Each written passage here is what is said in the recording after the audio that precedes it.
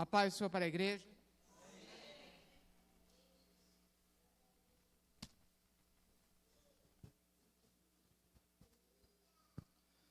Eu convido os irmãos a abrirem suas Bíblias na carta que Paulo escreveu aos Romanos, no capítulo de número 12. Carta do apóstolo Paulo aos Romanos, no capítulo 12, versículos 1 e 2. Amém?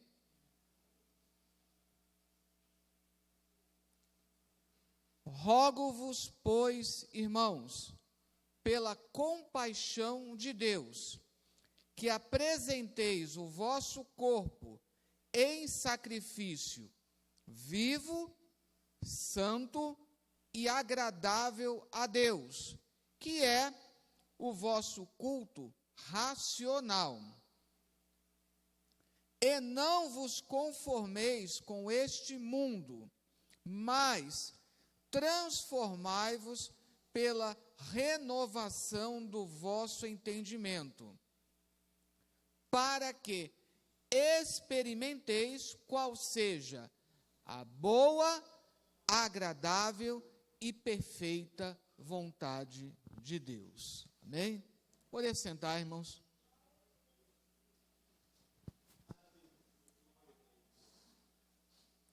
Obviamente, sempre é difícil nós falarmos dos versículos mais importantes ou daqueles versículos que mais apreciamos. Toda a Bíblia, ela é importante, mas podemos dizer que esses dois versículos estão na lista dos versículos mais apreciados, mais lidos e, por que não dizer, mais importantes da Bíblia. Esses dois versículos, eles estão aqui naquela que é considerada a principal carta do apóstolo Paulo e, de uma certa forma, com um certo exagero, segundo Martinho Lutero, era o resumo de todo o Evangelho, senão de toda a Bíblia. Exageros à parte, de fato é considerada a principal das cartas do apóstolo Paulo. Falamos ontem no seminário da importância do apóstolo Paulo, como ele escreve os primeiros textos do Novo Testamento, só depois é que vieram os evangelhos. Como ele tem essa capacidade do Espírito Santo de sistematizar o pensamento cristão. E Paulo adota esse estilo das cartas. Um estilo que ficou tão bem sucedido entre os cristãos que, fora do Novo Testamento, nós temos muitas outras cartas escritas por bispos, teólogos, nos primórdios do cristianismo. E o apóstolo Paulo, ele sempre gosta de dividir as suas cartas, via de regra, em duas partes. Primeiro, ele aborda o que nós podemos chamar de parte teórica, em forma homilética, de sermão, de exortações, de ensinamentos. Depois que ele aborda a parte teórica, Paulo então vai para a parte prática. O apóstolo Paulo, via de regra, ele divide as suas cartas nessas duas partes. E só nessa organização já há um ensinamento para cada um de nós. Nós, enquanto cristãos, precisamos andar com a teoria e a prática. Se eu tenho apenas a teoria, eu me torno frio ou até mesmo um hipócrita, se eu tenho apenas a teoria. Se eu tenho uma prática que não está embasada na teoria, eu corro o risco de não ter uma vida enraizada nos princípios da palavra de Deus.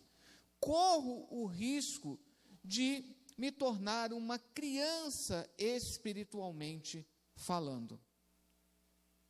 As duas coisas precisam andar juntas, trazendo para a nossa realidade do dia a dia da vida cristã. Nós não podemos prescindir de conhecer a palavra de Deus, que é a nossa regra teórica. Só que a Bíblia não é apenas teoria. Nós precisamos vivenciar a palavra de Deus a cada momento de nossas vidas. Eu sempre bato nessa tecla. Somos conhecidos pelos muçulmanos como o povo do livro e precisamos honrar esse título. O apóstolo Paulo, dividindo as suas cartas em duas partes, nós temos aqui exatamente o começo da segunda parte. O apóstolo Paulo, na carta aos Romanos, ele trabalha toda a parte teórica, digamos assim, até o capítulo 8. Aquele famoso hino, que diremos, pois, dessas coisas? Se Deus é por nós, quem será por nós? Ali ele está encerrando a parte teórica. Só que antes de ir para a parte prática, ele faz uma digressão, ou seja, um retorno do pensamento falando sobre Israel, no capítulo 9 ao 11. É como quem diz, eu estava quase esquecendo. Sobre Israel, vamos falar agora isso. E agora, aqui no capítulo 12, ele começa a parte prática. Por isso que ele começa assim, rogo-vos, pois, depois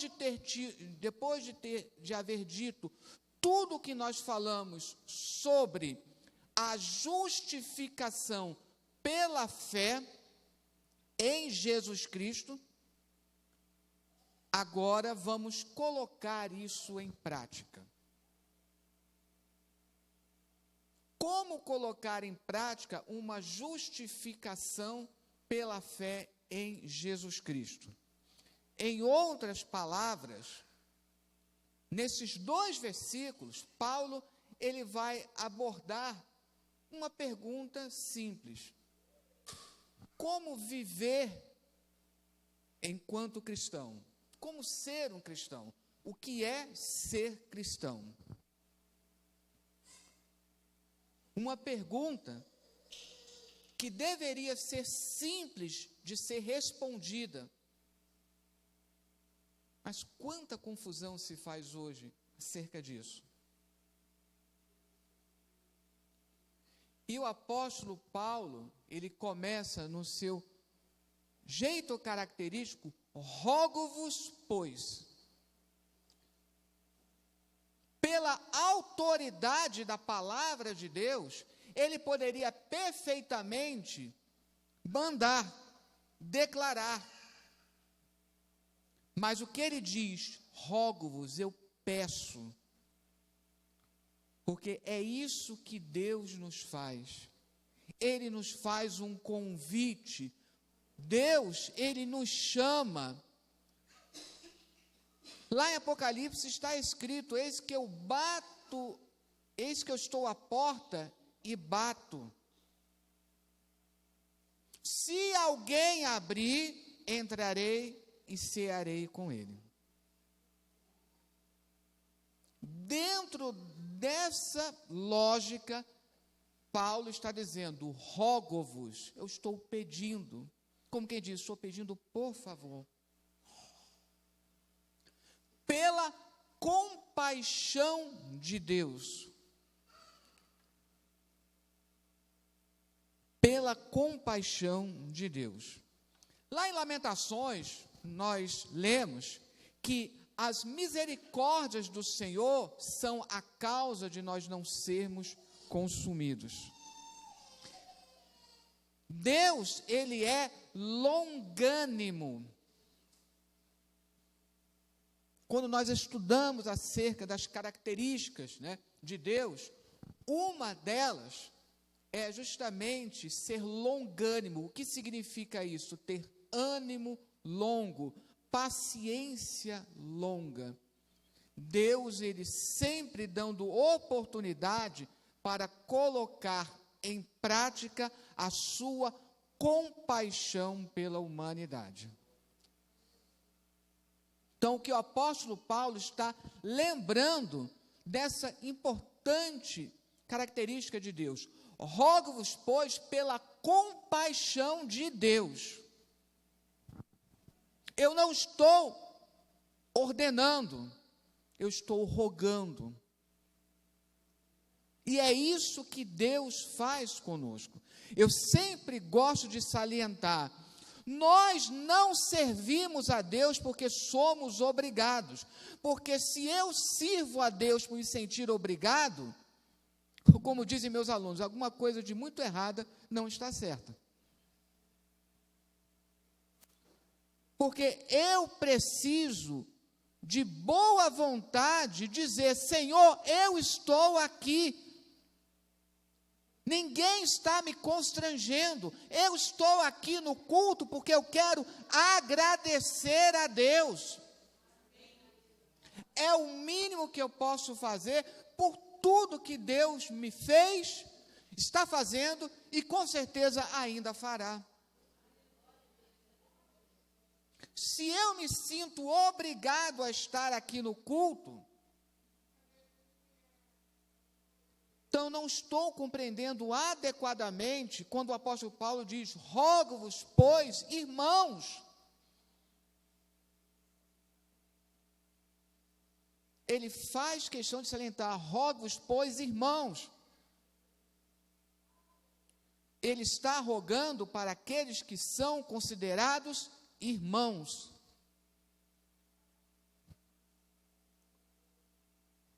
Mas exatamente o que ele pede, roga, por favor, que apresenteis os vossos corpos como sacrifício.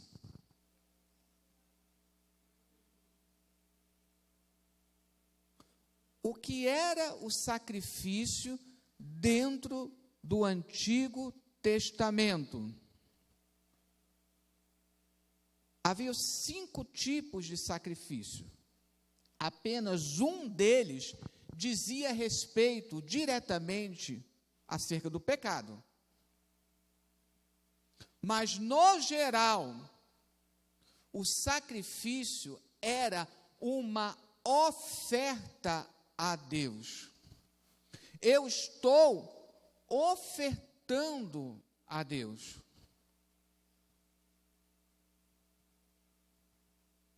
Um dos sacrifícios era pelo pecado, mas havia o holocausto, por exemplo, que era considerado o sacrifício perfeito, porque no holocausto se dizia, eu não tenho exatamente um motivo especial para estar ofertando, mas eu estou aqui agradecendo a Deus pela minha vida, pela minha saúde, eu estou agradecendo porque um dia Deus, Ele me chamou do lamaçal do pecado e me trouxe a sua maravilhosa luz. Que a ideia é que o sacrifício, eu pequei, vou lá correndo para sacrificar. Mas havia a ideia do holocausto, não tem um motivo, entre aspas, especial. O que me move é o amor a Deus. Agora, no Antigo Testamento, a grande característica dos sacrifícios, animais mortos, só havia um sacrifício que era de cereais, todos os outros envolviam animais, que precisavam ser mortos, sacrifícios cruentos. Existe todo um simbolismo, a morte do animal simbolizando, eu é que deveria estar morto, mas Deus está me dando vida. Mas o sacrifício era daquele animal que precisava ser morto. Mas aqui diz que nós devemos ser um sacrifício vivo. Porque a igreja é uma igreja viva. Nós, enquanto cristãos, somos vivos, porque Deus nos deu vida e vida em abundância. É interessante que tem duas palavras no grego sobre vida. Uma que é só vida biológica, mas a outra na sua plenitude. A vida na sua plenitude é essa que Deus nos dá. Porque a vida, ela merece ser vivida na sua plenitude quando nós estamos em Deus. Porque o apóstolo Paulo, lá na pregação, lá em Atenas, diz, porque nele nos movemos e vivemos. Além de ser um sacrifício vivo, aqui fala que é um sacrifício santo e agradável. Santo significa ser separado para Deus, ser dedicado a Deus. Não é aquele conceito de santidade que alguns pensam. Desculpa a expressão da palavra, não é ser, entre aspas, santarrão. Não, é você de fato estar disposto a se separar para Deus, por Deus, em Deus. E não precisa se separar das pessoas, não. Até porque eu preciso evangelizar, entre outras coisas. Mas além de ser um sacrifício vivo e santo, ele precisa ser agradável. Lá em Levítico se fala muito disso. Um sacrifício para que pudéssemos nos tornar agradáveis a Deus. Às vezes precisamos fazer essa pergunta a nós mesmos: até que ponto estamos agradando a Deus? Ou estamos preocupados apenas em agradar aos homens? Uma vez que nós estamos aqui no culto, seria uma boa pergunta a ser feita para nós. Até que ponto eu estou aqui para agradar o meu irmão, para agradar o pastor, e até que ponto eu estou disposto, acima de tudo, a agradar a Deus?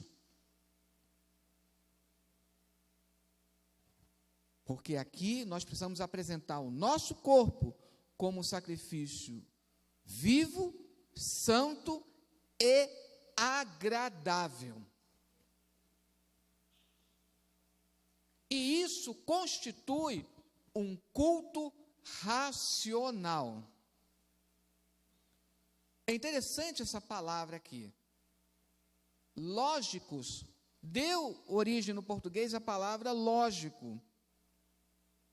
Por isso a tradução racional. Mas o uso aqui também é no sentido espiritual. Eu poderia dizer que é um culto espiritual. E é bem interessante isso, um culto racional, usando a mente, a compreensão. Eu sei em quem tenho crido, e sei que é fiel para guardar o meu depósito até aquele dia. Eu sei em quem tenho crido. É lógico e também é espiritual. Ao contrário do que alguns pensam, ou ainda teimam em pensar, a racionalidade não está em contraposição à espiritualidade. Ouso dizer que a maior prova de racionalidade é ser espiritual. Por isso que essa palavra, você vai encontrar traduções da Bíblia que usa uma palavra ou outra, as duas se encaixam aqui. é um culto ao mesmo tempo racional e espiritual. Os dois estão plenamente de acordo.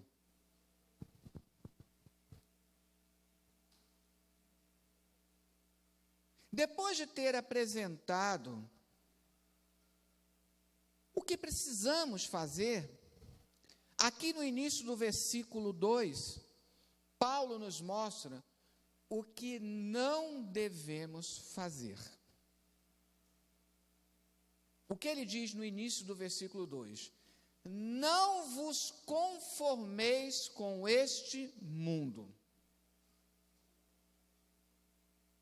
É a parte central. O versículo 1 e 2 é um pensamento completo.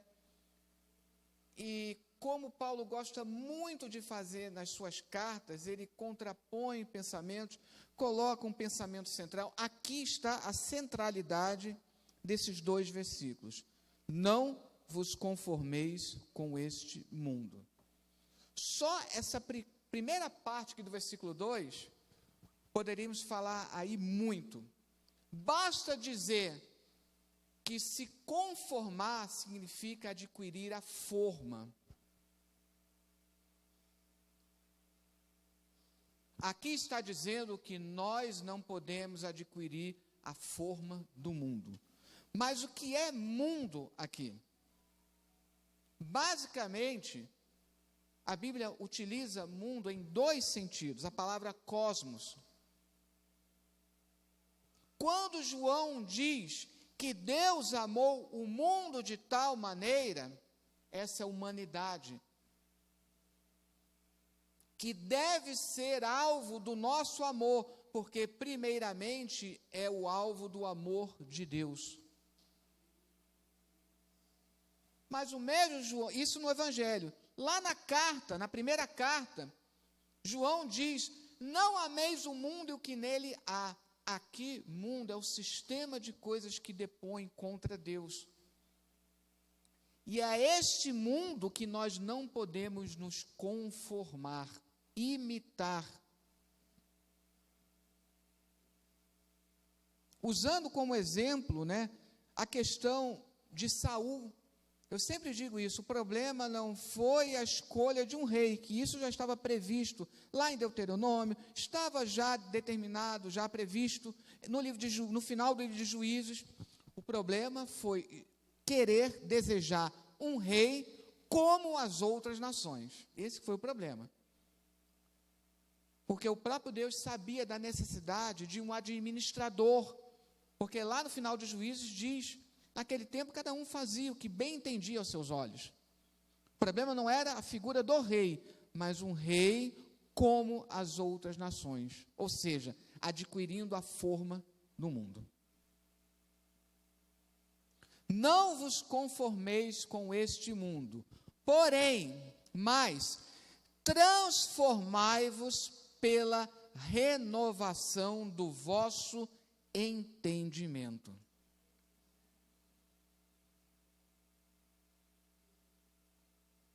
A transformação aqui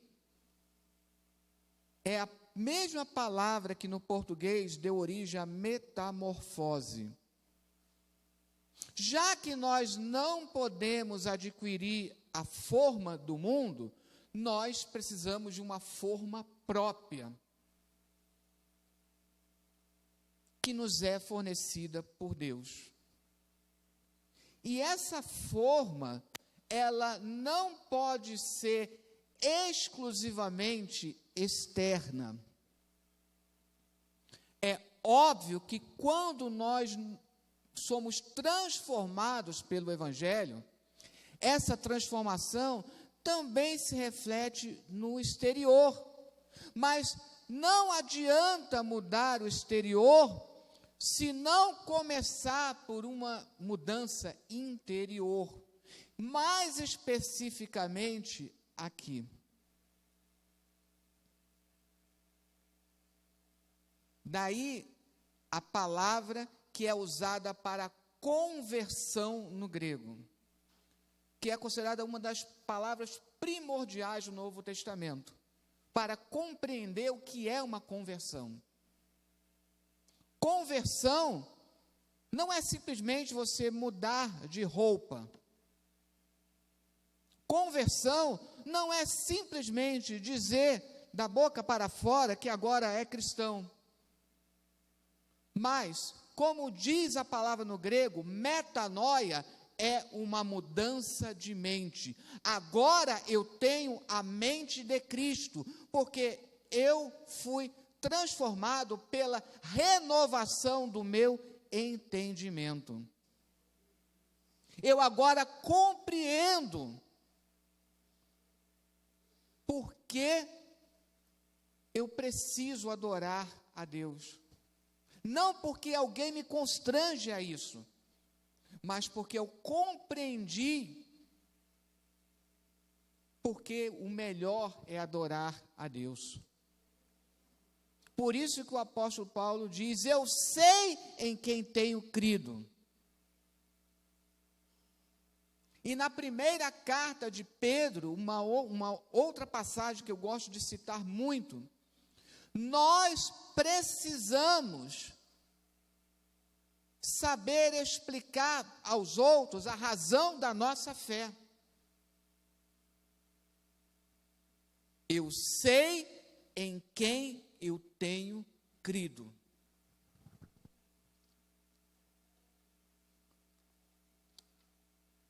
E através da renovação do nosso entendimento, o que o apóstolo Paulo ele conclui? Através disso, nós conseguimos experimentar qual seja a boa, agradável e perfeita vontade de Deus. Nós conseguimos experimentar a vontade de Deus, ou uma outra maneira de traduzir aqui, que vai fazer um paralelo perfeito com o primeiro versículo. Para experimentar a vontade de Deus, que é boa, agradável e perfeita. Essa colocação tripla, ela é comum na Bíblia. Se explora muito essa colocação tripla. Da mesma maneira que falou de 3 características de nós enquanto sacrifício, nosso corpo, nosso ser sendo dedicado a Deus como um sacrifício, aqui fala da vontade de Deus também com 3 características. Em comum, todas precisam ser agradáveis. E eu posso até fazer esse paralelo. Um sacrifício vivo, uma vontade que é boa. Um sacrifício que também se coloca como agradável. A vontade de Deus, ela é agradável. E a santidade, ela fala dessa perfeição. Mas a perfeição não significa que eu estou imune aos erros. Mas como o apóstolo Paulo explica muito bem numa outra carta, deixando as coisas que para trás ficam, eu prossigo para o alvo. Não devemos usar como desculpa: eu sou imperfeito, eu erro, então comamos e bebamos que amanhã morreremos. Não. É necessário que eu possa progredir a cada dia. Vou melhorando a cada dia. De uma certa forma, eu vou me convertendo um pouco mais a cada dia. Como diz Provérbios, somos como a luz da aurora, que vai brilhando, brilhando até esse dia perfeito. A perfeição é somente quando estivermos na glória com Deus. Mas precisamos dessa progressão, precisamos avançar. Amém? Que Deus abençoe em nome de Jesus.